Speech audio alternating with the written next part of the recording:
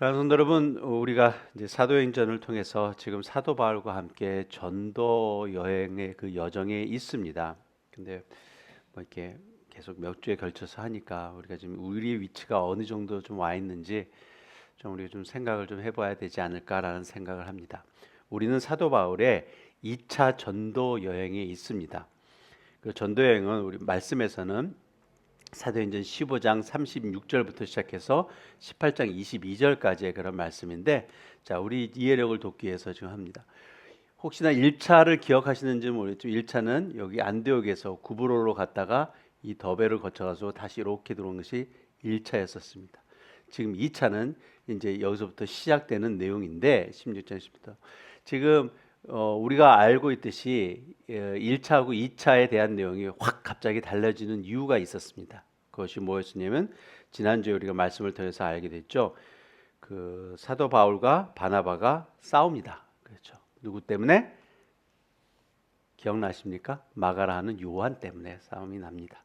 그래서 서로가 갈라지게 됐고, 그래서 16장부터는 사도 바울이 이제 2차 전도 여행을 따로 갖게 되는 내용입니다. 그런데 이제 시작이 되죠. 안디옥에서 가면서 이 더베, 루스드라 여기서 머물게 되는데, 이때 여기서 누구를 만나냐면 나름대로 사도 바울의 자식처럼 여기는 제자 디모데를 만납니다. 그래서 디모데와 함께 여기서 지내다가 이제 안디옥으로서 사실 비두니아 쪽으로 이렇게 가려고 그랬는데, 지난주에 우리가 말씀을 드렸던 것처럼 성령님께서 이곳을 가지 못하게 막습니다. 그래서 이것을 두로아를 거쳐서 네아폴리를 베타라고 가고 빌립보에서 머물게 됩니다. 이 빌립보에서는 이제 아주 중요한 사건들이 몇 개 벌어지죠. 특별히 그 빌립보에서는 루디아라는 여자를 전도하면서 열매를 맺게 되는 곳이고, 중요한 것 중에 하나가 빌립보의 매치를 유하는데 사도 바울이 빌립보에는 귀신 들리는 여종을 하나 고치게 됩니다. 그래서 하나님께서 기적하면서 그를 고치게 됐었을 때 그 일 때문에 결국 사도 바울이 그 나름대로 그 옥문에 갇히게 되는 그런 상황이 벌어지죠. 그래서 옥문에 갇혀서 그것을 많은 사람들이 같이 기도하고 했었는데, 하나님께서 역사하셔서 그 옥문이 열어지는 그런 기적 같은 일이 벌어집니다. 그랬었을 때 그 간수가 제수들이 다 도망간 줄 알고 자결하려고까지 했었는데, 사도 바울이 그의 마음을 안정시키고 우리가 다 여기 있으니까 자결하면 안 된다는 식으로 해서 그를 구원으로 인도하는 복음의 메시지를 그에게 증거합니다. 자, 그때 증거된 말씀이 우리 기독교 신앙의 아주 중요한 진리의 말씀이 있습니다. 이 말씀을 좀 보겠습니다. 사도행전 16장 31절 말씀입니다. 같이 읽겠습니다. 시작.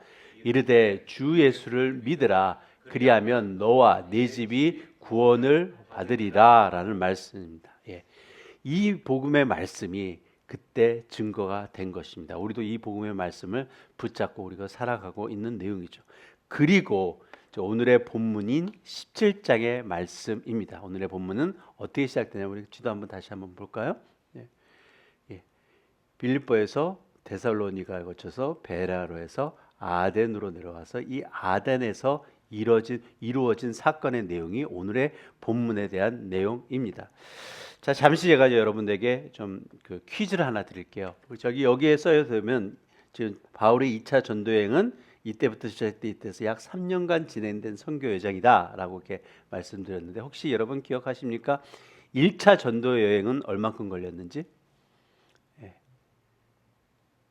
기억 안 나시죠? 2년 걸렸습니다. 자, 2차 전도 여행은 3년입니다. 한 가지 더 질문 더 줄게요. 그러면 3차 여행은 몇 년 걸렸을까요?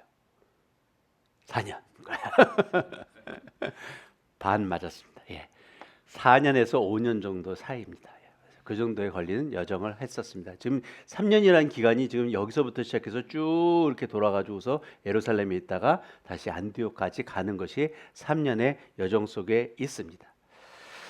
자, 오늘의 본문의 말씀의 내용을 이제 돌아가서 하게 되면 좀 바르게 이해하려면, 사실 오늘의 본문의 말씀은 여러분들이 읽으면서도 그냥 무슨 뜻인가 이해되시는 분들도 있겠지만, 사실은 이 내용에 대해서 이해하려면 그 당시에 있었던 지역의 특성과 환경의 특성에 대해서 우리가 좀 알아야 됩니다.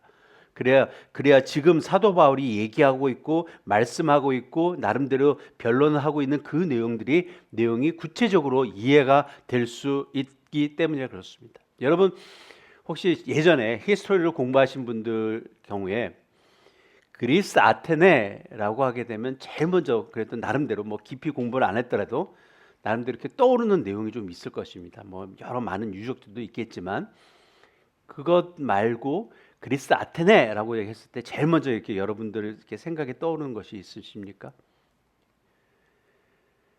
그것이 뭐냐면 철학이라는 것입니다. 철학, 필라소포라는 거, 필라소피라는 내용들입니다. 여러분들이 나름대로 이렇게 뭐 그분에 대해서 잘 알든 잘 알지 못하던 대부분 철학하게 되면 제일 먼저 떠오르는 사람이 있죠. 사람들이 머릿속에 소크라테스가 있죠. 소크라테스의 출생지가 저깁니다. 그리고 그 안에서 활동을 했었습니다. 아테네에서. 또한 잘 알고 그 소크라테스의 제자였던 아리스토텔레스도 그렇고 플라톤도 중요 활동 지역이 바로 저기였었습니다. 그래서 바울의 시대에 그 전도할 당시에는 아덴에 펴져 있었던 철학들이 이미 있었습니다. 수많은 철학들이 있었습니다. 여러분 소크라테스라고 하게 되면 언제 때 사람으로 여러분 이렇게 상상해 가십니까? 예수님보다 훨씬 전입니다. 한 BC 450년 정도 됐을까요? 그 전입니다. 그렇다면 여러분 한번 상상을 해보시기 바랍니다. 그 당시에 철학들이 계속적으로 나오기 시작했고 계속적으로 연이어져 가고 있었던 상황이었기 때문에 지금 이 시대에 지금 사도 바울이 갔었을 때 퍼져 있었던 내용이 과연 어땠었을까? 우리는 나름대로 상상할 수 있는 내용입니다. 이 당시 아덴에서 유명했던 내용이 플라톤의 이상주의라는 아이디얼리즘이라는 것이 일단은 펴져 있는 상황이었고 에피쿠로스의 향락주의라는 것이 있습니다. 나중에 좀 이따 구체적으로 좀 설명이 될 텐데 그것도 있고 스토아 철학의 금욕주의라는 것이 있습니다. 뭐 이렇게 절제를 해야 되고 금식해야 뭐 이런 것들이 있는데 그런 것들에 대해서 했던 것이 이미 성행이 되어 있습니다.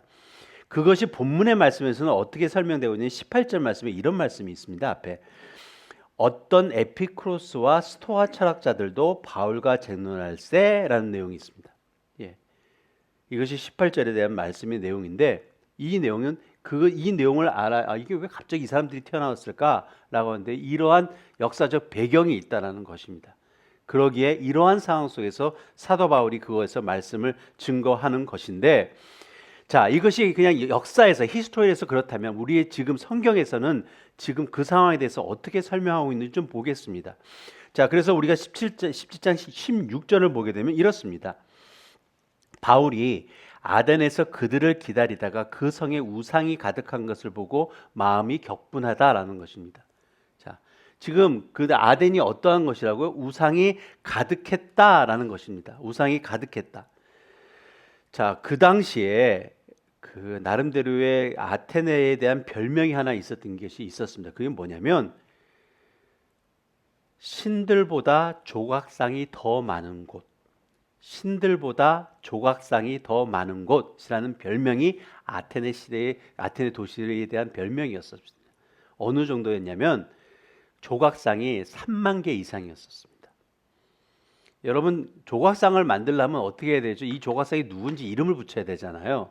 그러나 있던 이런 신 저런 신 저런 신. 근데 그렇게까지 할 수가 없어서 3만 개의 이름을 붙일 수가 없었고 어때는 알지 못하는 신 뭐 이런 식으로 해서 그냥 만들어 놓은 것도 있었다라는 내용입니다. 이러한 상황 속에서 특별히 이 아테네는 정권적으로서는 로마한테 넘어가 있는 상황이었었지만 문화와 철학과 종교의 중심지로서 아주 자부심을 갖고 있었던 이 상황이었는데 이들이 가장 중요시했던 것이 바로 이러한 우상에 대한 아주 그러한 것에 대해서 가득 차 있었던 내용입니다. 자, 구체적인 내용을 좀 한번 보겠습니다. 우리 파워포인트가 있을 텐데 파르테논 신전이 있어요. 그 다음에요. 이 내용입니다. 우리 저기 전도사님 이번에 갔다 왔습니다. 여기 밟은 곳입니다. 갔다 오셨는데 이것이 지금 현재 있는 파르테논 신전의 모습입니다. 자, 그런데 이것과 똑같이 재생한 것이 이거 실제 건물입니다. 이거 실제 AI가 아니고 실제 건물인데 이게 어디냐면 테네시 내슈빌에 있습니다. 테네시 내슈빌에 똑같은 내용으로 이것을 똑같은 내용으로 이렇게 재현해서 만들어 놓은 내용이죠. 자, 그다음에 그 안에 뭐가 있었냐면 아까 조금 전에 봤던 거대한 아테네의 여신상이 이 안에 들어가 있습니다. 이것이 지금 그 현재 그 좀 상해진 모습이고 이것이 지금 이렇게 만들어 놓은 내용입니다. 사람이 이 정도 되고 엄청 크죠. 예. 그런데 이것이 어디냐면은 이렇게 그 좀 높은 곳에 있습니다. 그래서 이렇게 도시들이 다 바라볼 수 있는 정도의 것으로 만들어 놓은 것입니다. 예. 그래서 이 여신이 이 도시를 다 굽어볼 수 있는 것처럼 만들어 놓은 것이 이 파르테논 신전에 대한 내용입니다. 여러분 23절 말씀 제가 한번 보겠습니다. 23절 말씀이 이렇습니다. 오늘 본문의 말씀에 내가 두루다니며 너희가 위하는 것들을 보다가 알지 못하는 신에게라고 새긴 단도 보았으니 이런 식의 내용 말씀이 있습니다. 자, 사도 바울이 무슨 말 하는지 이해가 되시겠죠. 약 3만 개 이상의 조각상들이 있을 때 그것을 보면서 하나하나 봤던 모양입니다. 그런데 거기에 알지 못하는 신에게라는 식으로도 만들어진 내용이 있었던 것을 그가 봅니다. 그러면서 사도 바울이 한탄해하는 모습입니다. 여러분 이 모습을 보면서 우리가 나름대로 상상할 수 있는 것이 뭐냐면 아테네의 그들의 대한 마음에 대한 내용, 심령에 대한 모습이죠. 무슨 말씀이냐면 종교적인 열심은 그 어떤 종족보다 대단했다라는 것에 대해서 알 수 있습니다. 자, 그것과 동시에 우리가 나름대로 상상하고 추측하고 결정낼 수 있는 것이 무엇이냐면 이들에게는 영적 불안감이 있다라는 것입니다. 여러분 무슨 말씀이냐면 3만 개의 신상이 있다라고 생각해 보십시오. 자, 그러면 그들이 생각하는 그 신상의 신에 대한 모습들이 무엇일까? 그 중에 어느 하나도 완벽하게 자기들을 위로하고 자기들을 보살펴주고 자기들을 인도할 신이 없다라는 것이죠. 그러니까 이것도 만들고 저것도 만들고 이것도 만들고 하는 그들의 모습을 볼 수 있다라는 말씀입니다. 영적 불안감이죠. 이들이 갖고 있는 영적 상태라는 말씀입니다. 이것이 우리가 나름대로 이들의 사도 바울이 증거할 그 대상의 모습을 우리가 나름대로 갖고 있어야 된다는 말씀입니다. 자, 두 번째로 우리가 좀 생각해야 봐야 될 것이 뭐냐면 17절에 이런 말씀이 있습니다.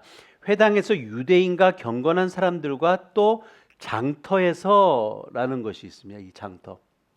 이 단어가 아고라라는 것인데 우리 전사님도 이번에 가봤다 합니다. 예, 이것입니다. 이 아고라는 시장입니다. 마켓입니다. 물건도 팔고 하는 그런 마켓인데 그 당시 이것만 있었던 것이 아니었었고 나름대로 이곳에서 뭘 했냐면 정치, 경제, 철학을 이곳에서 나눴습니다.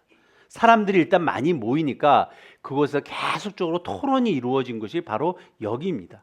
사람들이 무척 많이 모여서 나름대로 새로운 것을 듣고자 했던 것이 바로 이곳이라고 얘기합니다. 이곳에서 무엇이 주된 그 종파가 있었다고요? 에피크로스라는 제가 좀 전에 설명해 드립니다라는 것이 바로 이 내용입니다.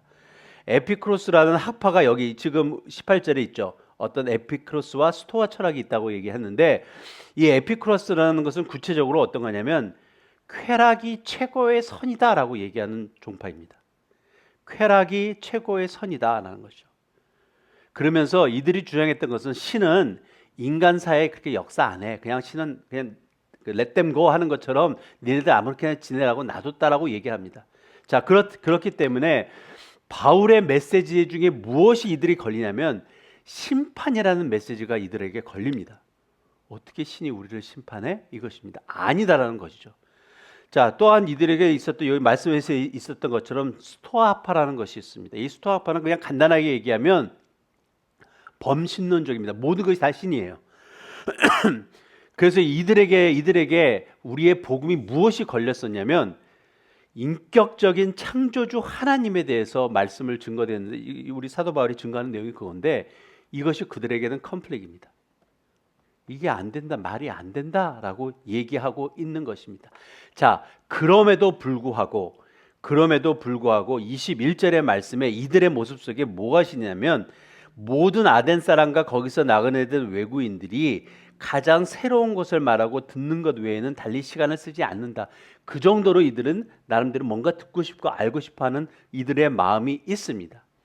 자, 이러한 상황입니다. 이러한 상황 속에서 사도 바울이 어디서 증거하냐면 아레오바고라는 것이 있습니다. 우리 이것입니다. 아까 이게 파르테논 신전이 여기 있죠.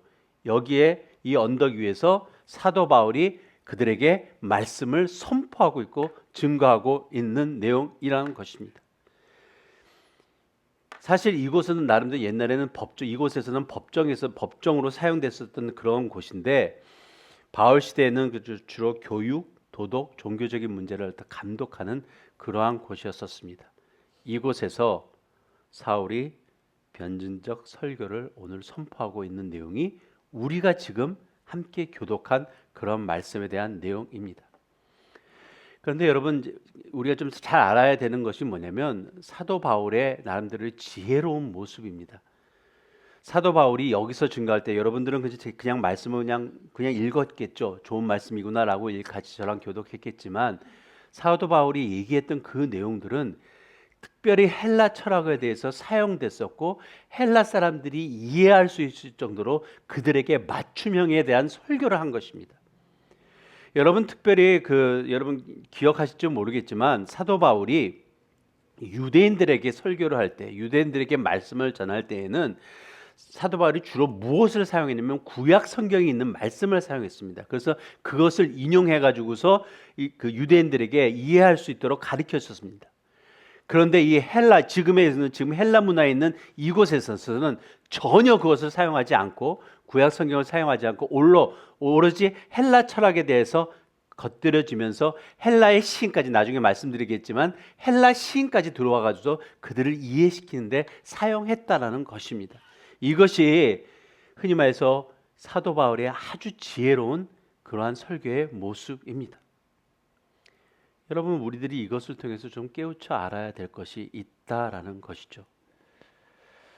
우리가 말씀을 통해서 우리가 다시 한번 생각해야 되는 것은 뭐냐면 우리 또한 왜 이렇게 사도 바울이 증거하는 모습을 보면서 우리가 뭘 알아야 되냐면 우리 또한 지금의 이런 아덴에서 있었던 사람들처럼 그냥 막연한 종교심에서 우리가 빠져 있는 그런 모습은 없는지, 또한 내 나름대로 내가 갖고 있는 그 믿음이 진정 확실한 믿음인지에 대해서 우리는 좀 알아야 됩니다. 지적으로는 어떤 면에서는 가장 높은 위치에 있는 사람들이었었습니다. 그곳에 있는 사람들이. 그러나 우리가 말씀을 통해서 지금 보는 것처럼 영적으로는 가장 혼란스러운 그러한 상황이었다라는 말씀입니다. 그래서 사도 바울이 그들에게 나름대로 복음을 증거했었을 때 그들의 반응에 대해서 먼저 우리가 좀 보겠습니다. 어떤 내용이 있었냐면 32절에 그들이 죽은 자의 부활을 듣고 어떤 사람은 조롱도 하고 어떤 사람은 이 일에 대하여 내 말을 다시 듣겠다라고 하면서 그들의 반응이 나타나는 내용입니다. 자, 사랑하는 성도 여러분, 제가 미리 말씀을 드리는데 제가 이제 오늘에 대한 말씀에 대해서 증거하고 난 다음에 제가 똑같이 여러분들에게도 질문을 할 것입니다. 여러분들은 어떠한 것으로서 그것에 응답하실지 한번 생각해 보시기 바랍니다. 자, 우리가 첫 번째로 그래서 다시 한번 생각해 봐야 될 것이 뭐냐면 막연한 종교심의 신앙에 대해서 깨우쳐야 된다라는 것입니다. 막연한 종교심의 신앙. 그것이 22절에서 23절에 대한 말씀인데 제가 다시 한번 이건 읽겠습니다. 바울이 아레오바고 가운데 서서 말하되 아덴 사람들아 너희를 보니 범사에 종교심이 많도다. 내가 두루다니며 너희가 위하는 것들을 보다가 알지 못하는 신에게라고 새긴 단도 보았으니 그런즉 너희가 알지 못하고 위하는 그것을 내가 너희에게 알게 하리라 라는 말씀이죠. 자, 우리가 다시 한번 사도 바울의 전도하는 그 스킬을 좀 배워야 될 것 중에 하나가 그들에 대해서 다시 한번 이렇게 높여주는 것처럼 얘기합니다. 야, 너네들은 종교심이 되게 많은 것 같아. 그런데 너네들이 잘 알지 못하는 것, 이것이 있는 것으로 내가 보는데 그러기에 내가 이것을 너희들에게 가르쳐 주고 싶어 라는 내용입니다. 그러면서 그들 사람들에게 접근을 하고 있는 내용이죠. 사랑하는 성도 여러분, 이것이 우리들의 삶 속에서도 나름대로 적용되기를 원합니다. 여러분들 사람들에게 증거할 때 이러한 머리로서 증거하는 것이 좀 괜찮지 않을까라는 생각을 해 봅니다. 자, 그런데 왜냐하면 특별히 세상에서는 여러분들이 알고 있었지만 우리 세상이라는 것은 현대인 모습 속에서 보여주고 있는 것이 무엇이 있냐면 여러분들도 느끼겠지만 우리 머리로 상상할 수 없을 정도로 빠르게 변화하고 있는 것이 세상입니다. 나름대로 최고, 최상의 것이라 주장하고 있고 그것을 따라하지 못할 때에는 어떤 면에서는 이 세상을 올바르게 살지 못하는 것처럼 만들 때가 있죠. 그래서 때로는 새로운 내용에 대해서 알지 못할 때 괜히 이렇게 바보가 되는 것처럼 여러분 느낄 때가 있지는 않으십니까? 이번 우리가 셀러프 핸드폰을 갖고 있을 때 너 이것도 몰라? 라고 하면 괜히 그 뒤처진 것 같은 그런 모습 우리가 가질 때가 있죠. 세상은 우리로 하여금 이토록 좀 무엇인가를 좀 끊임없이 갈망하고 추구하게 만들곤 합니다. 자, 그런데 정말 정작 내가 누구인지, 내가 왜 사는지, 내가 누구를 위해 사는지, 내 삶의 진짜 주인이 누구인지, 정말 어떠한 삶이 진정 의미 있는 삶인지 행복한 삶인지 그런 거에 대해서는 세상이 줄 수 있는 내용이 아무것도 없다라는 것이죠. 그냥 막연한 종교심 속에 빠지고 그렇게 살아가게 만든다라는 것입니다, 여러분. 그 막연한 종교심을 가지고서 살아가는 사람들이 그래서 세상에 점점 많아지고 있는 것이 지금의 추세입니다. 여러분들은 어떻게 살고 계십니까? 여러분들은 여기서 자유하십니까? 여러분, 신년이 새로운 한 해가 시작되게 되면 특별히 우리 조국인 한국에서 매해가 시작될 때마다 사람들이 찾아가는 곳이 있습니다. 여러분 상상해 보셨습니까? 네. 신년 운세를 보러 갑니다. 점치는 곳에 가든지 철학원에 가든지 합니다. 제가 몇 년 전입니다. 유튜브를 딱 봤었는데 거기서 그러한 일을 하는 사람이 직접 그 인터뷰를 한 것입니다. 그런데 그 사람이 이제 신년이 되면 수많은 사람들이 찾아오면 정치계부터 경제계까지 뭐 많이 찾아옵니다. 자, 그런데 인터뷰한 사람이 이런 질문을 던졌습니다. 뭐 정치계 한 사람들이야 그럴 수 있겠지만 종교적인 면에서는 퍼센테이지에 대해서 좀 이렇게 좀 물어봤었습니다. 어떤 종교 믿는 사람들이 많이 옵니까? 그런데 여러분 상상외로 기독교 교회 다니는 사람들의 퍼센테이지가 상상외로 높습니다. 여러분들은 그런 곳에 가보신 적이 있으십니까? 하나님을 믿는 것과 내 운세를 보는 것을 별개라고 생각합니다. 하나님만으로는 자신의 삶이 어떻게 될 것인지에 대한 불안감이 있다라는 것이죠. 아니면 이것도 믿고 저것도 믿는 것이 자신의 마음에 평안함을 준다라고 생각해서인지 모르겠지만 이것입니다, 여러분. 예. 여러분들의 마음은 어떠하십니까, 여러분? 요즘같이 경제가 힘들 때에 취업 준비, 비즈니스 오픈 혹은 진로 고민으로 방황하는 청년이나 사람들 많이 있습니다. 예. 우리는 그들에게 흔히 말해서 스펙이 있어야 되고 인연이 있어야 되고 어떤 경제적인 소스가 있어야 되고 주장하고 합니다. 여러분 막연한 종교심에 대한 모습에 지금 사도 바울이 겪는 이 사람들의 모습이 지금의 우리 모습에서는 그러한 모습의 사람들이라는 것이죠. 나름대로 하나님은 하나님이고 다른 것으로서 채우려고 하는 그러한 종교심을 갖고 있는 지금의 시대에 있는 사람들을 바로 우리가 얘기할 수 있는 것이 막연한 종교심을 갖고 있는 사람들이라는 것입니다. 이들에게 사도 바울이 찾아간 것입니다. 진정한 하나님을 알지 못해서 그렇다면 어쩔 수 없습니다. 그럴 수밖에 없으니까요. 그러나 혹시 교회를 다니고 성경 공부 모임도 참여하고 나는 하나님을 믿는다라고 고백도 하는 신자가 아직도 이러한 막연한 종교심을 갖고 살고 있다면 이것은 아닙니다. 사랑하는 성도 여러분. 사랑하는 성도 여러분, 우리가 갖고 살아가야 하는 것은 어떤 종교심이 아닙니다. 여러분, 종교심이라는 것이 뭔지 아십니까? 사전적 의미에 대해서 제가 일단 설명해 드리겠습니다. 사전적 의미가 이렇습니다. 종교심이란 인간이 초자연적인 존재를 믿고 숭배하며 의지하고자 하는 내적 심리의 상태나 태도를 종교심이라고 얘기합니다. 자, 그랬었을 때 이 종교심은 자연스럽게 뭐가 동반되냐면 인간이 신을 선택하는 그런 모습이 동반됩니다, 여러분. 아테네 사람들이 바울의 초대에 응하지 못했던 이유가 바로 이것입니다. 인간이 신들을 섬겨야지 어떻게 신이 인간을 섬기는지에 대해서 도무지 그들은 이해할 수 없었던 것입니다. 여러분, 우리 기독교에 대해서 설명할 때 무엇이 증거되어야 됩니까? 하나님께서 이 땅에 오셨다라는 것입니다. 하나님께서 우리 죄를 위해서 십자가에 못 박혀 죽으셔야 됐다는 그 고난과 멸시를 받았고 우리 인간을 살리시기 위해서 했다라는 것이 그들의 머릿속에서는 이해가 안 된다는 거죠. 어떻게 신이 이거죠? 어떻게 신이 이거?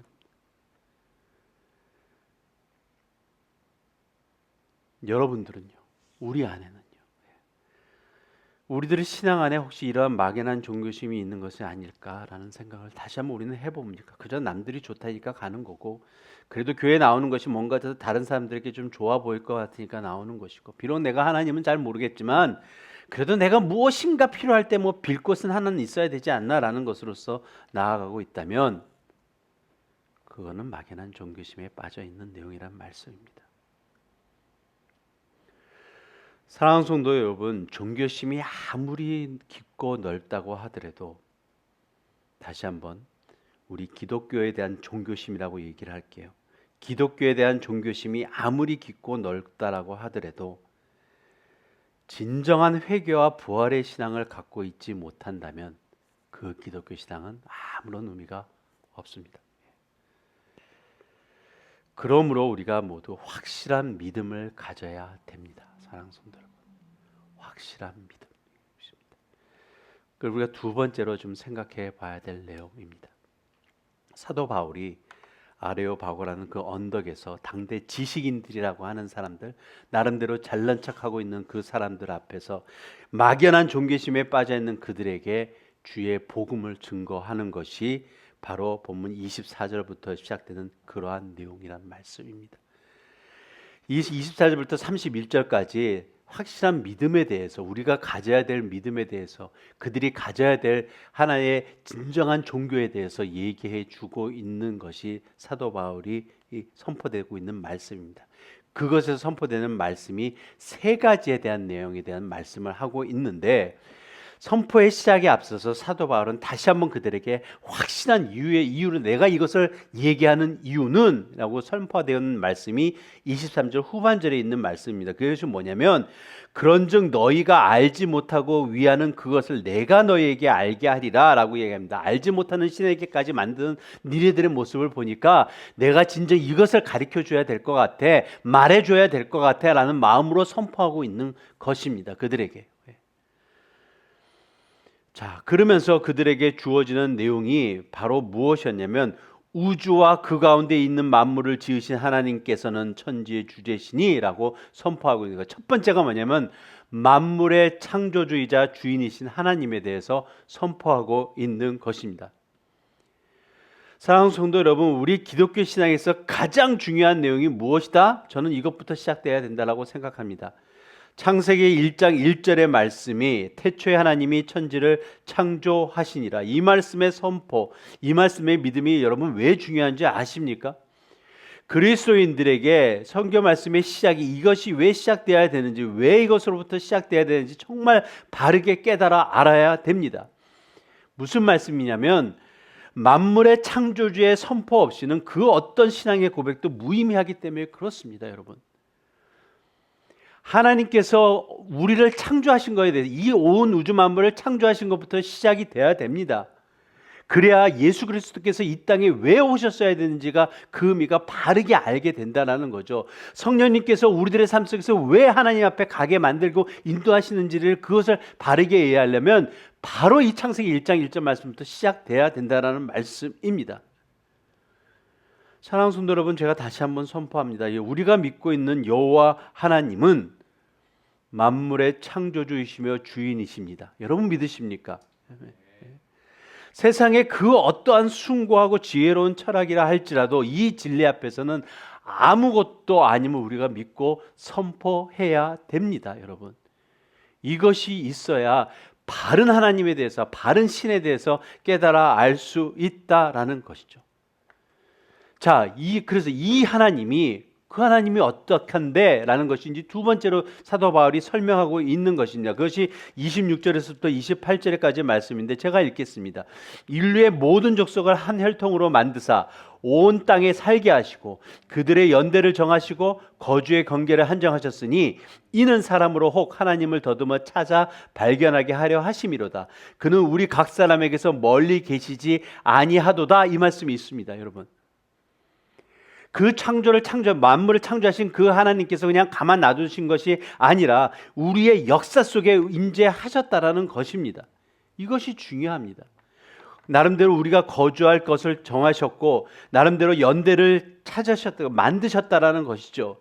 그래서 27절에 제가 읽었던 것처럼 하나님이 혹시나 사람들이 하나님을 더불어 좀 찾게 하기 위해서 만들으셨다고 합니다. 자, 중요한 게 여기 있습니다. 각 사람에게서 멀리 계시지 아니하도다, 이것입니다. 이것이 그들에게는 부닥쳤습니다. 어떻게 하나님이 이거죠. 쾌락주의를 얘기하고 있는 그 철학에서는 저게 말이 안 되는 내용입니다. 스토아 철학을 얘기하는 사람들에게도 어떻게 인격적으로 우리들을 만나, 이게 말이 안 된다는 내용입니다. 그들의 생각 속에서는. 그러나 우리 하나님, 니네들이 알지 못하다고 그 하나님이 이렇다라고 증거하고 있는 것입니다. 성도 여러분, 자, 그러기에 우리들의 삶 속에서 우리가 적용해야 될 것이 뭐냐면, 우리가 처한 상황, 우리가 머물고 있는 이곳, 이것이 그저 우연이 아니다라는 거죠. 어떠한 상황과 환경 속에 있더라도 분명 하나님께서 역사하시고 인도하시는 손길이 있음에 대해서 말씀하고 있는 것이 바로 이 말씀입니다. 지금의 우리들에게는요. 28절 말씀 좀 읽겠습니다. 준비 혹시 우리 같이 한번 읽어볼까요? 시작. 우리가 그를 힘입어 살며 존재하느니라. 너희 시인 중 어떤 사람들의 말과 같이 우리가 그의 소생이라. 자, 이 말씀 제가 아까 말씀드릴 때 헬라의 것을 사용했다라고 사도 바울이 했다고 하죠. 이것이 뭐냐면 말씀에서 얘기한 거죠. 이것은 그를 힘입어 살며 기동하며 존재하 우리가 그의 소생이라. 이 내용은 시입니다. 시. 헬라 시입니다. 누구냐면 에피메데니스와 아라투스의 시입니다. 그것을 인용한 것입니다. 이 말씀이요. 자, 그러면 이 말씀이 선포되면, 이 말씀 이 시를 얘기하게 되면 그때 사람들은 아는 시에 저 아는 시야, 이 정도로 모든 사람들이 대충 알고 있는 그런 시의 내용이라는 말씀입니다. 그래서 그들의 이해를 돕기 위해서 얘기를 하고 있는데, 우리 하나님이 어떤 분이냐? 라는 내용에서 우리가 그래서 그의 힘을 힘입어 살며 기동하는 것이고, 우리는 왜? 그의 소생이기 때문에 라고 얘기를 하고 있는 것입니다. 그들의 시를 사용해서 우리 하나님에 대해서 소개하고 있는 내용입니다. 얼마나 지혜로운 내용이냐는 말씀이죠. 그들은 쏙쏙 들어올 수 있게 만든다는 것이, 어떻게 하나님이 그래? 라고 했는데 시를 얘기하면서 그에 대해서 설명하고 있는 것입니다. 그러므로이죠. 사랑하는 성도 여러분, 이것이 그들에게 주어진 것처럼 우리들에게도 마찬가지입니다.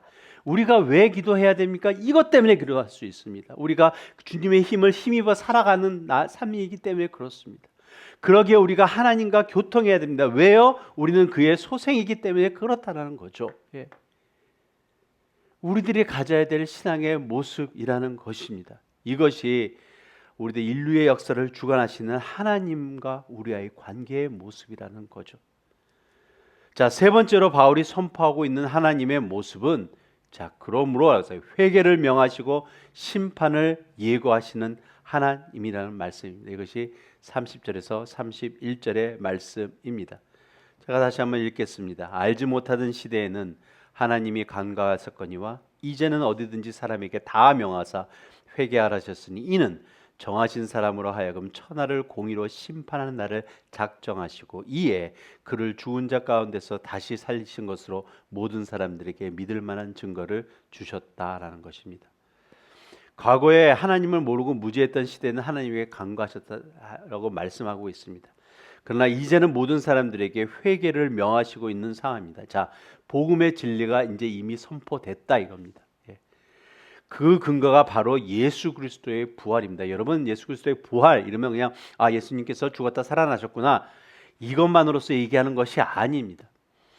부활이라고 하는 장차 올 천하를 공의로 심판하실 주님에 대해서 선포하는 것입니다. 여러분, 예수님께서 왜 죽으셔야 됐죠?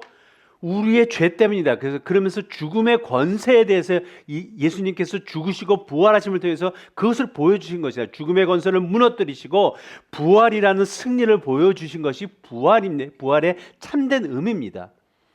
우리도 그러할 것이라는 얘기죠. 누구를 통해서? 예수 그리스도를 통해서 그리할 것이라는 내용입니다.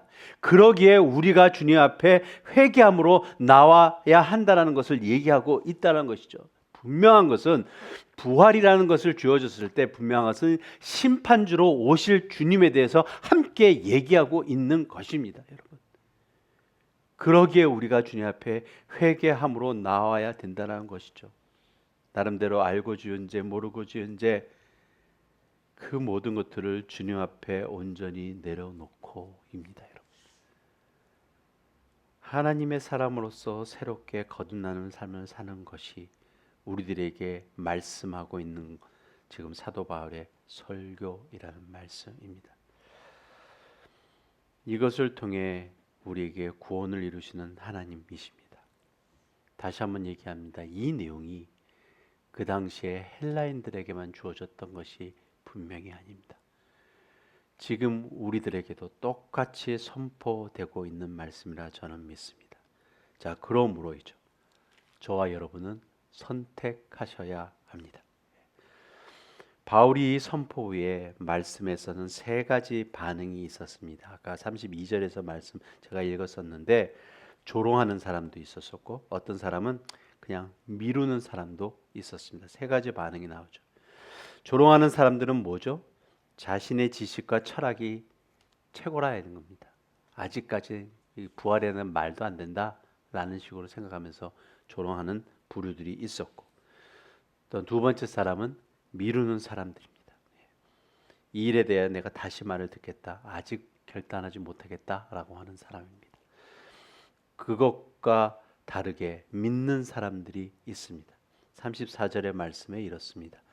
몇 사람이 그를 가까이하여 믿으니 그 중에는 아레오바고 관리 디오누시와 다미라 하는 여자와 또 다른 사람들도 있도다라는 말씀입니다. 사람들이 많이 있었을 터인데 남들이 설교를 듣고 돌아온 사람들은 그치 많지 않은 모습을 보면서 좀 안타까운 마음이 있습니다. 어떤 면에서는 지금의 우리들이 사람들한테 말씀을 증거할 때 나타나는 현상이 아닐까라는 생각을 합니다. 여러분, 지금 우리에게 동일한 질문을 다시 한번 제가 드립니다. 혹시 여러분, 나는 여전히 막역한 종교심에 머물고 있지는 않은지, 그래서 나름대로 알지 못하는 신을 찾으며 불안해하고 있지는 않은지 우리는 좀 생각해 봐야 합니다. 아니면 우리를 창조하시고 찾아오셔서 생명을 주시고 부활을 주신 살아계신 하나님을 믿고 기뻐하면서 평안과 기쁨의 삶을 누리고 있는지 우리는 생각해 봐야 된다는 거죠. 여러분의 선택은 어디 있으십니까? 정말 바라옵기는, 사랑하는 성도 여러분, 우리 하나님은 알지 못하는 신의 모습이 아닙니다. 온 우주 만물을 창조하시고 운행하시고 지금도 우리와 함께 하시며 하나님을 믿고 따르는 자들에게 진정한 천국의 소망을 주시는 그 하나님. 우리 뉴라이프 뉴비전 교회에 속한 성도님들의 모든 분들의 선택이 이 하나님에게 있기를 예수 그리스도로 축원합니다. 확실한 믿음. 여러분들에게 질문을 던지시기 바랍니다. 다시 한번 선포하고 싶은 것은 막연한 종교심이 있다면 어서 속히 벗어나시기를 예수 그리스도로 축원합니다. 기도드리시겠습니다.